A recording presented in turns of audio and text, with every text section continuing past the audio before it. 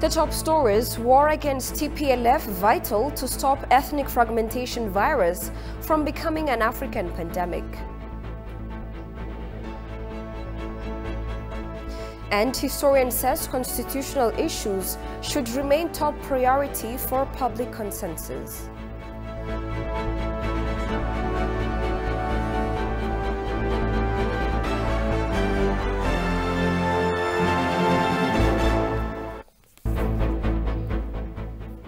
Hello, many thanks for joining us. You're watching Addis News Hour with the news. I'm Tabitha John. Do stay with us. The historical town of Lalibela has been busy preparing itself to be the best host for the thousands of diaspora members and tourists flocking to it from all corners of the globe. It is recalled that the Ministry of Tourism announced that the upcoming Ganna or Ethiopian Christmas holiday will be celebrated nationally in the historical town of Lalibela, a World Heritage Site, on January 7th. A huge number of the diaspora community who have come back home as part of the Great Ethiopian Homecoming and tourists have already begun arriving at the town. The celebration of Ganna Festival at the town of Lalibela is aimed to stimulate the tourism industry of the country after the heavy destructions wreaked on it by the terrorist TPLF.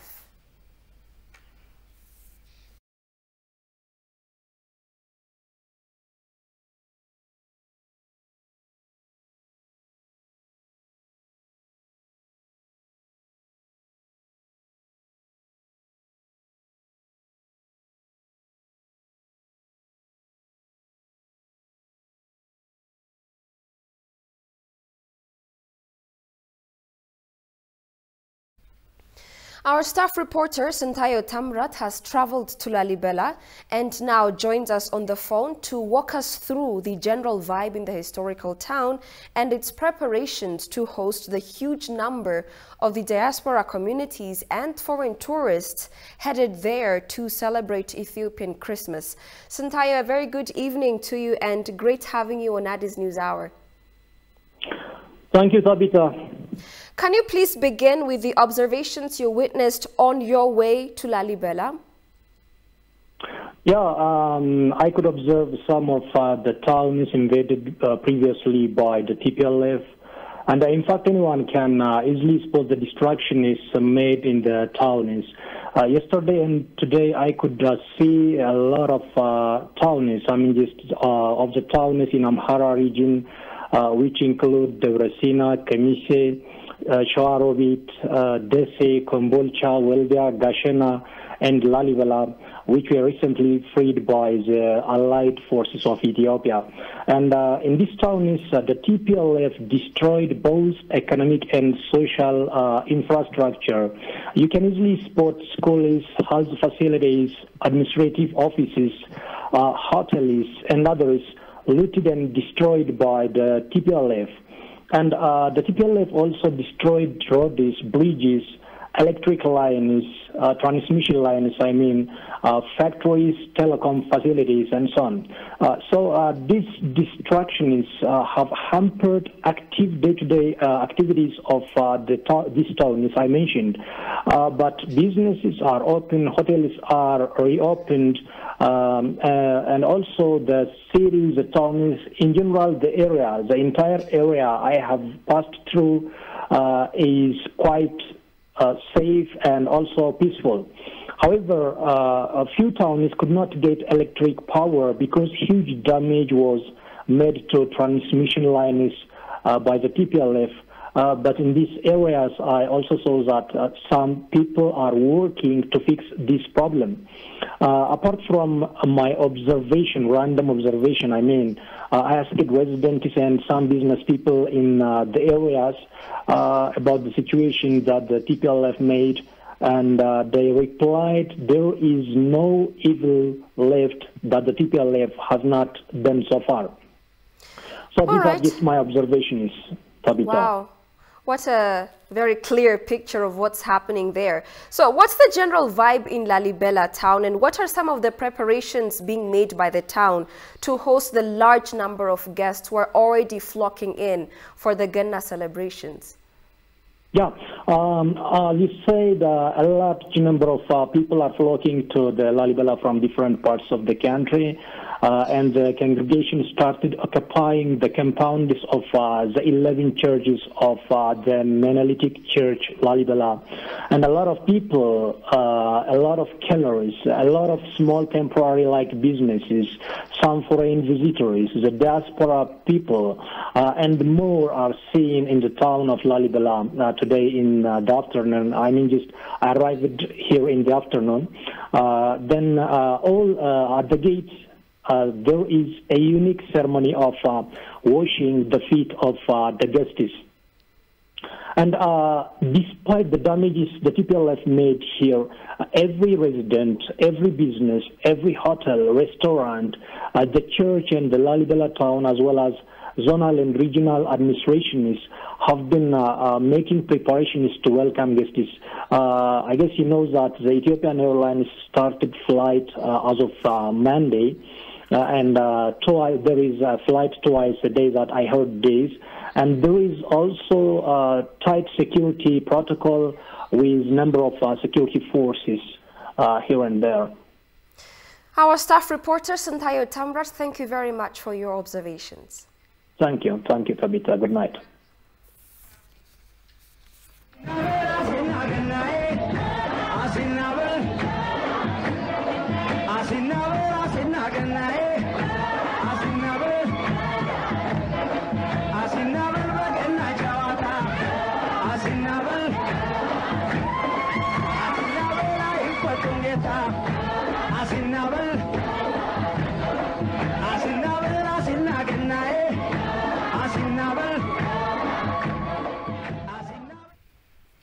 The process of resisting the aggression by the TPLF by Ethiopians from all walks of life is helping unveil the anti-Africanism sentiment of the TPLF. Thus, Ethiopian war against TPLF is an African war vital to prevent the virus of the ethnic fragmentation from becoming an African pandemic. The war is also bringing out democratic consequences. Tigist Tarnesa presents the following account. Given the horrendous loss in human life and property that the TPLF war of destruction inflicted on the Afar and Amhara regions, one may find it strange to think that the war has benefited that Ethiopians must put to good use. Amongst the benefits are, the war has exposed the anti-African nature of the TPLF, providing Ethiopia with political assets beneficial for its present and future diplomatic dealings with African countries. And the TPLF war has created conditions that reinforce democracy in Ethiopia. What TPLF was interested in is not federalism, but maintaining Ethiopia as a collection of ethnic groups, opening the door to an eventual return to power through its time-tested practice of ethnic divide and rule, or to an eventual secession of Tigray. The ethnic politics that the TPLF espouses is profoundly anti-African. This becomes clear when one considers the TPLF in the context of African history and politics. TPLF's logic of ethnic federalism brings out unwittingly that Ethiopia's war against TPLF is Africa's war, necessary to prevent the virus of ethnic fragmentation from becoming an African pandemic. Though ruinous, the war demonstrates that Ethiopia is, as the country has always been, the defender of sovereignty, integrity of African countries, and the determined opponent of anti-Africanism. This is surely an important post-war benefit that Ethiopia reaps from TPLF's aggression. The democratic consequences of the TPLF war started when Ethiopian soldiers from different regions fighting side by side to defend Ethiopia from the TPLF's project to dismantle the country. Discovered in the trenches their commonly shared Ethiopian identity and interests. In the trenches of the war were thus demolished the ethnic barriers and divisions that the TPLF cultivated and institutionalized during its 27 years in power. The TPLF's aggression meant to destroy Ethiopia, thus gave birth to new forms of trans-ethnic empathy, solidarity, and fraternity. The very process of TPLF's disguised political participation affirms the exclusion of Ethiopians as active political agents, freely choosing the kind of society they would like to create and live in. It was a congenitally anti-democratic procedure whose purpose was to ensure TPLF's domination of the Ethiopian state and economy. However, the TPLF's war against Ethiopia has sounded the death knell of inter-passive participation, of its culture of exclusion, and of its underlying ethnic politics. Both in Ethiopia and in the diaspora, Ethiopians have become the initiators, authors, imaginers, organizers, and implementers of activities dedicated to goals that they themselves have identified and defined. The emergency of these democratic elements as responses to TPLF's aggression tells us that there's no going back to the dark days of inter-ethnic division and alienation. Hands off Ethiopia. Don't interview with the government. Let them do their job. And if we need help, if the government of Ethiopia needs help, they will ask for it. There's no going back to inter-passive participation and political exclusions. In its war against Ethiopia, the TPLF has pulled out all stops and will continue to do so to represent itself as a victim of genocide and atrocities and to mobilize against Ethiopia the international media, American and the European politicians and Western NGOs. The record shows that up to now that the Ethiopian government has been outmaneuvered in the information war. It has failed to explain and defend Ethiopia's cause proactively, methodically, persuasively, and vigorously. Perhaps we need to listen to the advice of Reinhold Niebuhr. The preservation of a democratic civilization requires the wisdom of the serpent and the harmlessness of the dove. Only then could Ethiopians cap the present military victory with a political one and allow flourishing the democratic culture that they have created in their resistance to TPLF's aggression. While a myriad of issues remain divisive in the highly polarized Ethiopian politics, a historian suggests that addressing constitutional issues should remain a topmost priority to bring about public consensus. The historian also underlined that economic and social issues should be brought to the table for a more stable society. Jerusalem Betzaha has the following account. The PRDF-led government adopted ethnic federalism and remapped the country along ethnic lines as soon as it took political power in 1991. The constitution also classifies the member states of the Federal Democratic Republic of Ethiopia into regional states. However, recently the indivisibility Ethiopians, which has been the result of thousands of years of interaction, has been eroded, and the stable ethnic composition has been disrupted by the introduction of ethnic federalism. That has resulted in a number of conflicts, cases of ethnic cleansing, and unspeakable crimes committed against humanity in the country by the TPLF over the last 27 years. The recent ethnic-based atrocities targeting the Amhara and Afar perpetrated by terrorist TPLF with the view to address the polarization still pervasive in the society, the Ethiopian government has recently formed the National Dialogue Commission.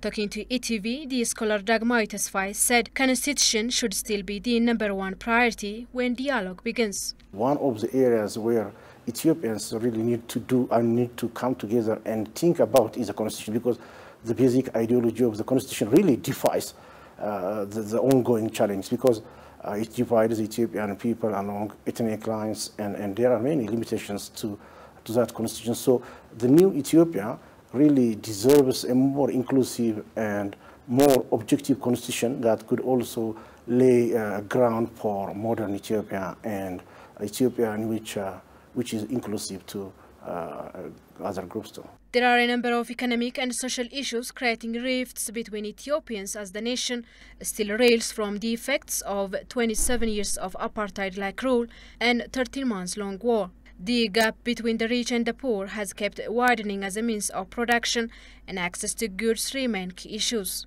Economic policy issues must constitute an agenda for a more credible dialogue to take place, says the historian.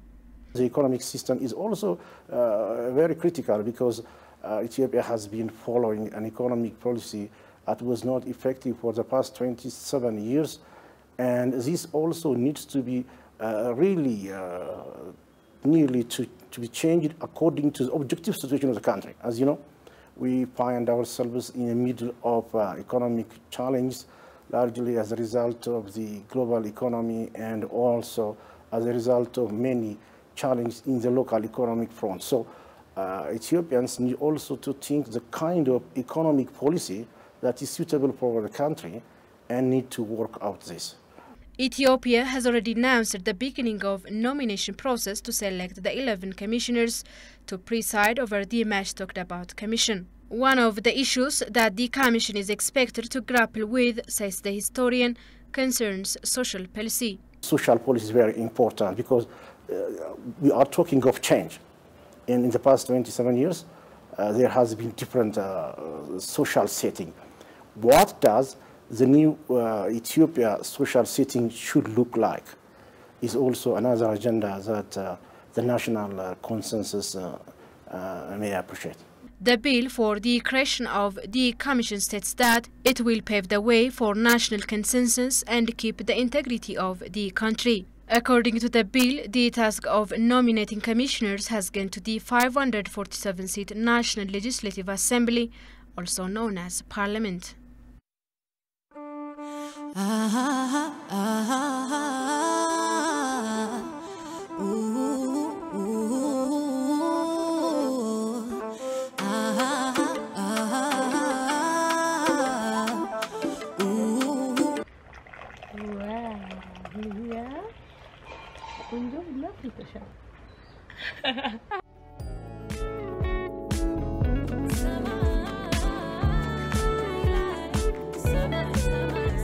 My family used to live.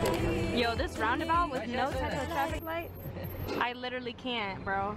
And people just walk.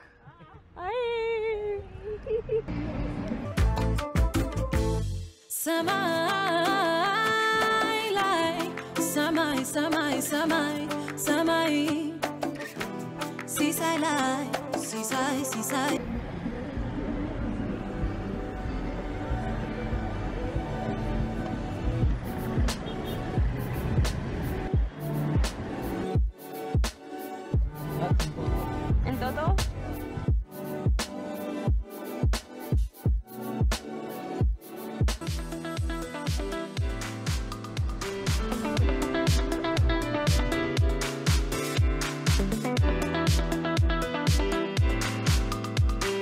ኖርማል ገባን። አሁን ወደ ላይ እንሄዳለን እና ሾፑ እናያለን።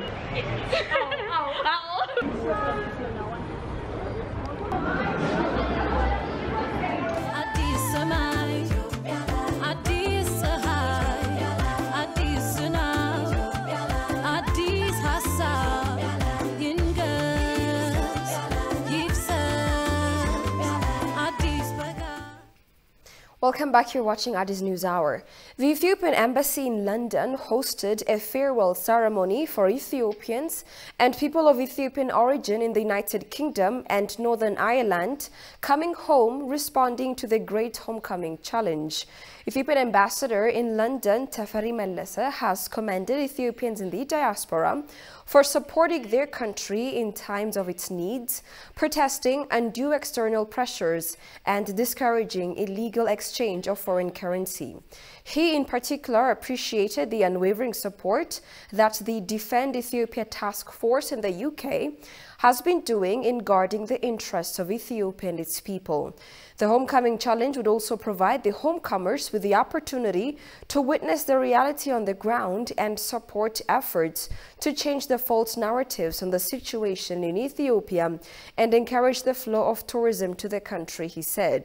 Zelalem Tesema, coordinator of the Defend Ethiopia Task Force in the UK, said they are heading to Ethiopia to show the world that Ethiopia is peaceful and ripe for doing business. Diaspora members, for their part, said they are responding to the government call to actively participate in rebuilding and rehabilitation efforts.